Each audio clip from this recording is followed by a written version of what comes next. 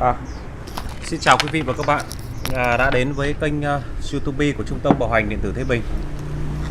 Và hôm nay mình sẽ giới thiệu với các bạn một cái model, một cái ban bệnh mới với model của Panasonic. Model là 43ES6 600V với hiện tượng là màn hình bị nhấp nháy. Thì với hiện tượng bị nhấp nháy như thế này thì nguyên nhân hỏng hóc và cái khu vực hỏng hóc nó như thế nào thì hôm nay mình sẽ giới thiệu với các bạn một cái ban bệnh này để các bạn xem và các bạn có thể tham khảo. Trước khi mình mở ra mình kiểm tra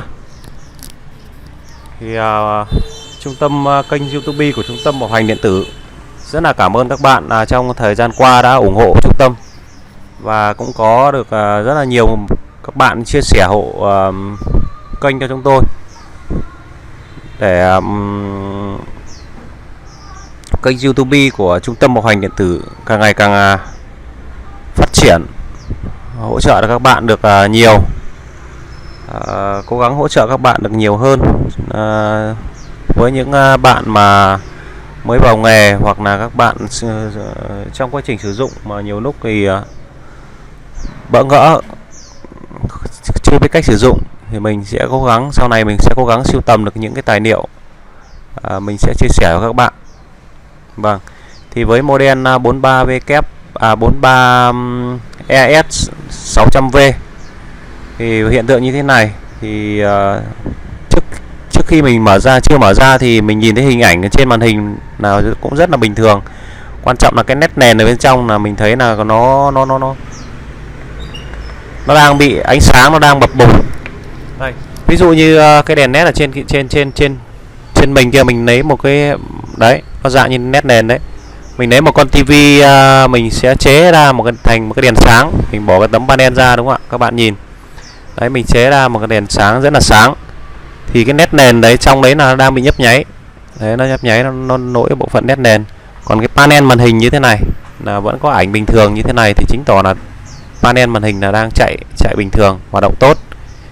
Thì lúc này thì mình sẽ loại trừ cái bệnh là hỏng panel màn hình. Đây là không phải là hỏng panel, mà bộ phận là một là hỏng nguồn, hai là hỏng nguồn thì có thể là nguồn nâng áp đang yếu, cho nên là dẫn đến nguồn ra yếu thì nó cũng dẫn đến hiện tượng như thế này. Thứ hai nữa là màn hình, nét nền màn hình thì trong quá trình sử dụng thì nét nó già, nét màn hình nó già, cho nên là nó cũng dẫn đến hiện tượng nó bị như thế này. Thứ ba nữa là cao áp khuếch đại cấp cho nét màn hình ấy. Đấy, nó hồi tiếp, cái nguồn hồi tiếp về nó đang bị lỗi, cho nên là nó cũng bị như thế này. Thì bây giờ mình sẽ mở ra mình kiểm tra, các bạn xem và các bạn tham khảo. Vâng.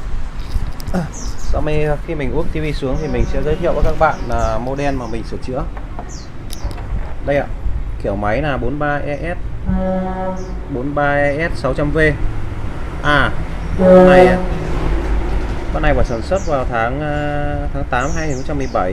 Thì với model này thì tivi còn bảo hành đến 1 năm nữa. Chính vì vậy mà bây giờ mình sẽ mở ra và mình kiểm tra. Và mình sẽ chỉ giới thiệu với các bạn là cái như thế này thì khu vực hỏng hóc chắc chắn ở khu vực nào, và mình sẽ đo một số các nguồn để mình giới thiệu với các bạn chi tiết để các bạn sau này các bạn kiểm tra là các bạn không bị bỡ ngỡ. Rồi bây giờ tôi sẽ mở tivi ra.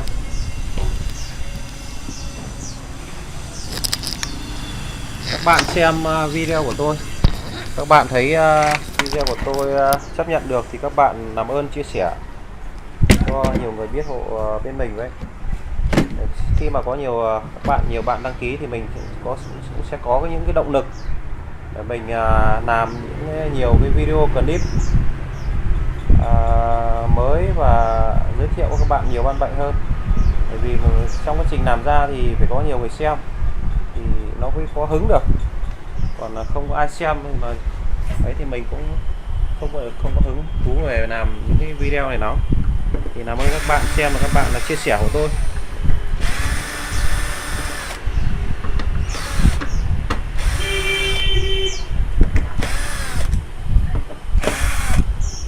các bạn xem video thì các bạn là không có cần thì vấn đề về hỗ trợ hỗ trợ thì các bạn nên để lại cái nhận xét ở dưới, chứ nhiều bạn gọi điện cho tôi thì tôi cũng đang bận và tôi cũng làm còn rất là nhiều việc, nhiều lúc tôi không thể trả lời các bạn được, mà một ngày có bao nhiêu người gọi điện như thế thì thực sự mà nói thì tôi rất là áp lực và tôi không thể lúc nào tôi cũng cầm máy và tôi trả lời các bạn được đâu.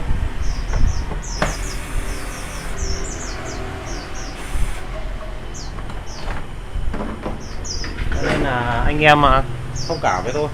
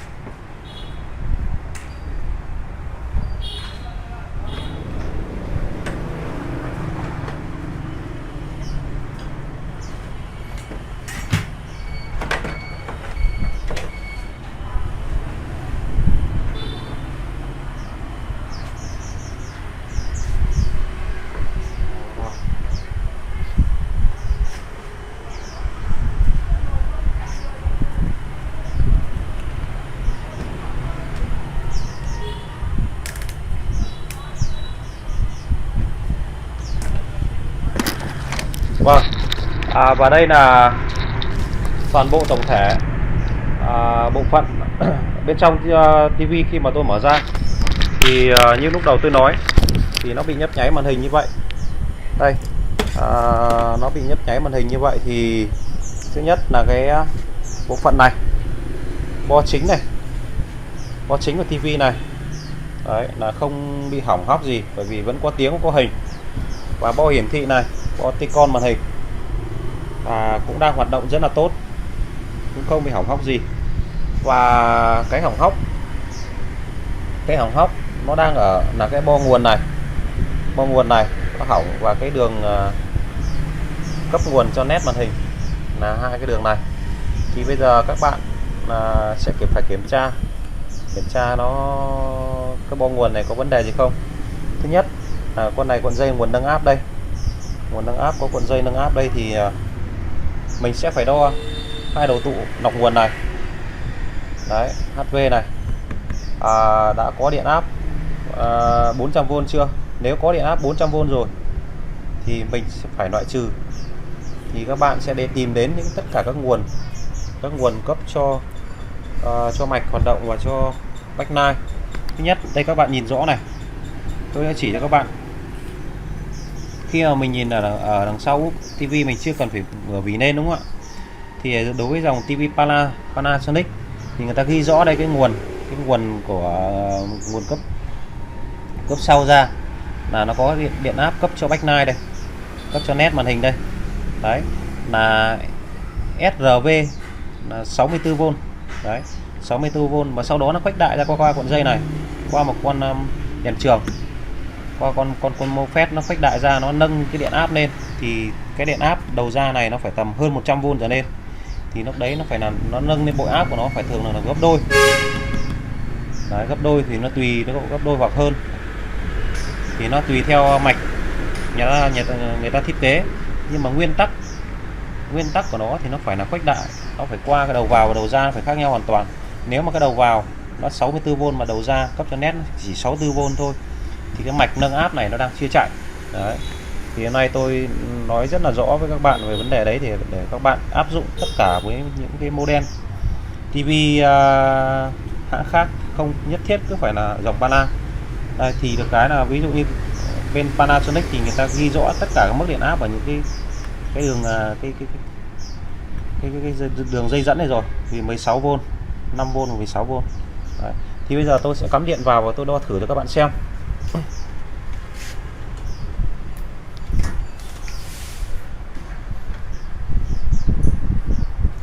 Xin nguồn đâu rồi.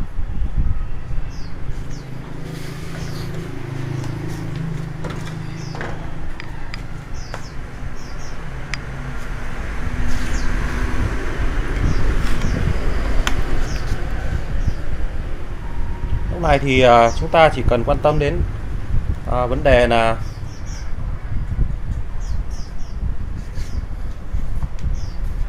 xem nào có đèn đỏ chưa. Rồi, có đèn đỏ tôi bật điều khiển lên tivi chạy. Rồi bắt đầu tivi đang chạy. Đây thì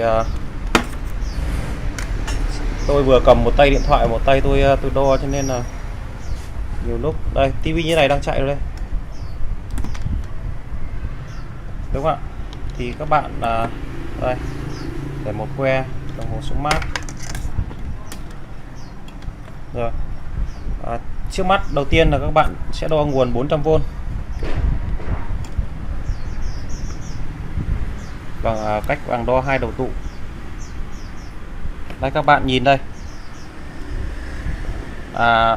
đồng hồ của tôi hiện là 392V, là chứng tỏ là đã có nâng áp lên 400V rồi. Thường thường là đo đồng hồ thì nó hay bị cái vấn đề về sai số, nó không thể chính xác được là 400 là 400 đâu, chỉ là 390 mấy nó cũng là tương đối ok rồi. Thì đây nguồn 16V này, đúng không ạ? Các bạn nhìn nguồn 16V ok, rất tốt đúng không ạ? Và nguồn 64V rồi, 64V nó lên 66V rồi, rất là tốt. Và cái nguồn ra của nó này, SRV net VNet, đấy là nguồn ra của nó, thì nó phải là bội áp lên. Tôi quay gần cho các bạn xem, nó phải là bội áp lên thì lúc này nó mới chạy được. Đây 165V và nguồn không bị giật.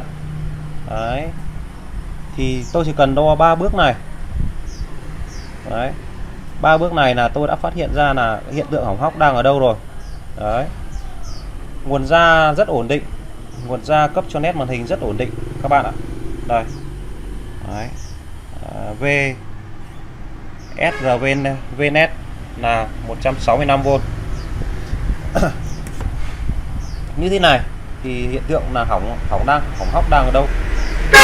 Tôi cũng kết luận luôn là với hiện tượng như thế này thì là nét màn hình của các bạn đang bị lỗi. Có thể nó già và một số bóng nào, một đến mấy bóng của nó, một số bóng nó đang bị già, chất lượng nó kém, nó đang chết dở dang nên lúc mà nó cứ nó chập xong nó lại được chập, cho nên là nó dẫn đến hiện tượng nó nháy vậy. Thì bây giờ để khắc phục như thế nào thì các bạn phải mở màn hình ra và các bạn có lấy đồng hồ là các bạn đo, hoặc là các bạn phải có cái thiết bị test nét nó ăn dòng. Con nào nó ăn dòng thì hoặc là nó có một số cái máy test nét màn hình đấy thì nó cũng bán rất là nhiều, đầy trên thị trường ấy, chỉ có mấy trăm nghìn thôi. Thì các bạn cần phải có những cái bộ phận đấy, các bạn test từng thanh nét một để các bạn phân biệt được là cái con nét nào đang bị chết thì các bạn phải thay đi. Đấy là máy sẽ chạy bình thường thôi.